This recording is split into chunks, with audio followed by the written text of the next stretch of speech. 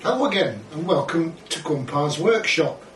Today I want to do a brief clip about my veteran Evolution Rage 5 table saw and how, if you've been following me, I almost got rid of it around about Easter this year, mainly because I felt I'd outgrown it, because I'd used it and abused it for a number of years and I was getting frustrated with the non-standard track slots, which gave me an awful lot of problems trying to put a crosscut thread on it, and the fence, which due to the heavy use it was having problems staying fixed in the right position, even with the fact that it locked at both ends, mainly due again to a lot of use. So I nearly got rid of it, and now I'm glad I didn't. I was trying to make up my mind what I was going to replace it with in the workshop. Everything was on back order and I dithered too much, and in the end, you might have seen a hint of that in a previous video. Something big is coming, but it's not a table saw. That might be a hint. So what am I doing with this? I still think the Evolution Rage 5 is the best bang for the buck you can get as a starter basic table saw. I know a lot of people say don't go with the bottom of the market, go with at least a good quality contractor saw, so something like the DeWalt. Some YouTubers have done marvellous things on the DeWalt, others have moved on to cabinet saws.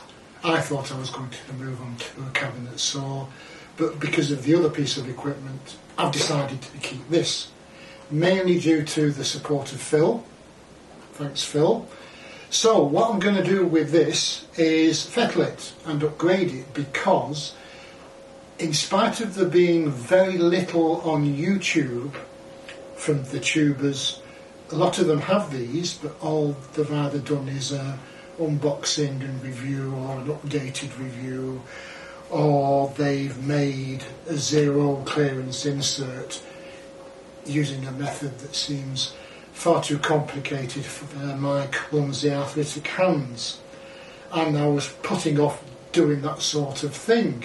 When I bought it, I thought it was ideal to put table extensions in these gaps and maybe a router, and if you'd have watched the previous one, it was all too much to scratch build for me trying to get the thicknesses right. So I ended up with a Frankenbench, this with the extensions pulled in, and a lumberjack, a router table on the end, which served me for a bit. That died, and this has been sat in the workshop with a dodgy fence, a blade raise that doesn't always get it all the way down. I've not got a zero insert plate, but there's been some new developments. Casual DIY Tomasz, he's a brilliant YouTuber. If you don't know Tomasz on Casual DIY, look him up. He's done perhaps more on the Evolution Rage 5 than I think anybody on YouTube, and recently he's resurrected the idea and the desire in me to put a router table insert in here, and he's shown us how to do it.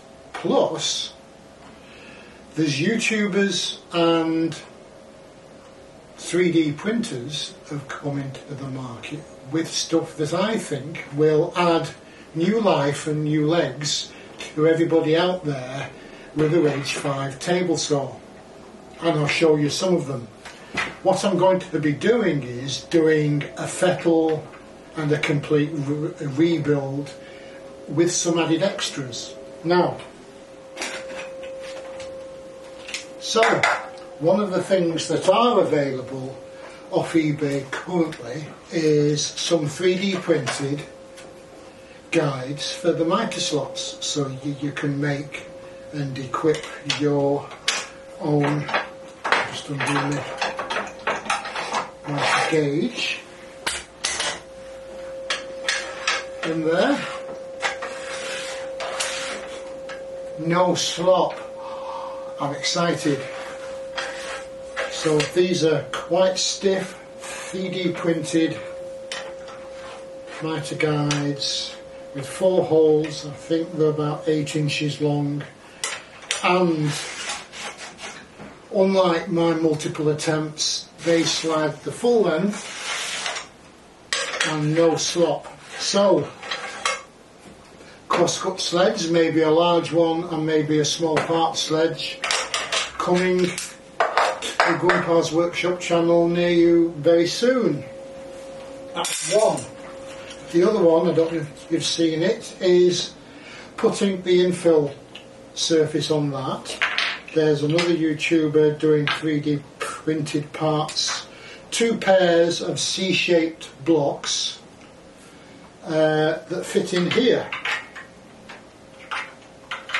They actually need sliding in from the end to go in properly, but they're in pairs rather than 4 because one pair has a slightly longer lug on one side and the other pair is level, and that's because these aluminium extrusions are fixed at slightly different heights from the surface of the table. So you put these in and then 18mm ply will fit in level. So all the faffing for scratch building, fitting something in there has been shortcutted by quite a cheap purchase. I'll put a link up here, and I'll put a link up for there. I have no connection to these guys except for the fact I've given them money. So that's only half of it. The other half is there's some eBayers, check the link, who are putting pre-made 3D printed plastic zero clearance inserts for the Rage 5 in a fetching colour of red.